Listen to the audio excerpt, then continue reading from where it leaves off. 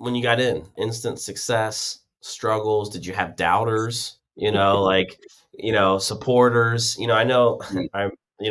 My parents always supported me. I'm not saying that they didn't, but Right. I can only imagine what they were probably thinking when I told them, "Hey, thanks for the 4-year degree, but I'm jumping into real estate and sales in 2011." So, what was it like for you? Did you Right. have supporters and doubters getting in, and what was kind of like that first year like in the business?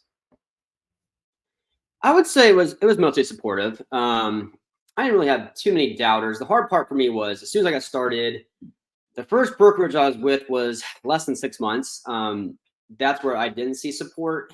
Wasn't much doubt, but I mean, there just wasn't the support there. And being new and not exactly knowing, what to do and all that kind of stuff, I was going through that process. Like this just doesn't feel right for me between, not having the support and technology and people reaching out to me and kind of helping me. I didn't have that mentor or any direction which to go. So the first year was, oh yeah, very rough. I didn't have much of a client base. It's mostly referrals and friends and family. And it was just, trying to navigate my way through how does this work? And it took another brokerage and another year under my belt until I started to finally get, that help and education I needed because I had no idea. I didn't know how to write an offer. I didn't know what to expect once I wrote an offer is accepted. I didn't know any of that. It was all a handbook. I'm following these guidelines and timelines, and I was just so lost. And that's when I had to find someone else that could help me and, get me up to speed on what to do. How did you focus on going out and building your business? Was it just sphere of influence and word of mouth? Did you do leads? Like, what was kind of your thought process to go out and actually build that clientele? Yeah, it started off in my sphere of influence. So it was all referrals and word of mouth. I did a lot of social media when I first started, and I did lead generation through Facebook and Instagram, and I went through that, and I did some mailers and stuff like that. But yeah, starting out, it was mostly referrals. That's why I kind of got my base from. What lead me up to like current day as far as just your real estate business. I know you've done the investment side as well. Kind of how have you built your business to current day? What's your The main current day, focus it's trying to do? yeah, I'd say the current day. I mean, it's a mixture. I've gone through everything. I've gone through the leads from farming to social media to sphere of influence to family friends. So I'd say today is more of a mixture. I'd say lead wise, I want to get back, into doing more of that online, and I've slacked a little bit this year. This year on that's been so busy, but that's more of my next route, which way I want to go. Sphere of influence is great, but only get you so far at the end of the day, and I want to get back to those leads that I was getting before.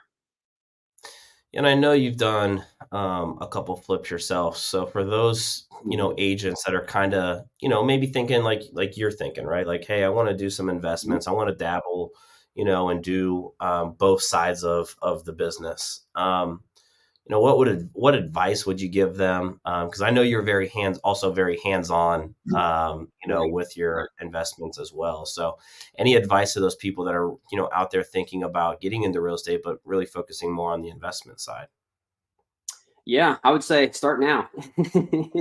Start as early as you can. I mean, it's different for everybody. I'm a little unique into where my wife is an interior designer, so she can, find all those products for me and order them and get them on a cheaper rate and discount compared to somebody who has no idea what they're doing. Like you said, I also do a lot of my own contracting, so I do a lot of these projects myself. Between everything else, and it's like that saves a ton of money. But some people aren't able to do that. So I'd say the biggest thing is you need to connect with people who can get you there. I mean, that's gonna be contractors, lenders that can help you get money to pay for these things, and just I mean, you need resources, and it's mostly people, as you know, and finding what's your strengths and weaknesses and investing. And it's taken time and failures and lessons to kind of learn what can I bring to the table when I'm doing an investment. What can I use other people to more. I need to leverage my time more is really one of my weaknesses, and want to do too much myself and not bringing others on.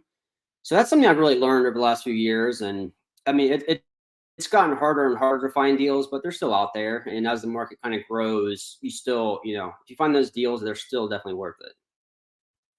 Yeah, I think, modeling success, right? Having someone there to kind of Hmm. lean on to, for advice or ideas or whatever the case may be. Right.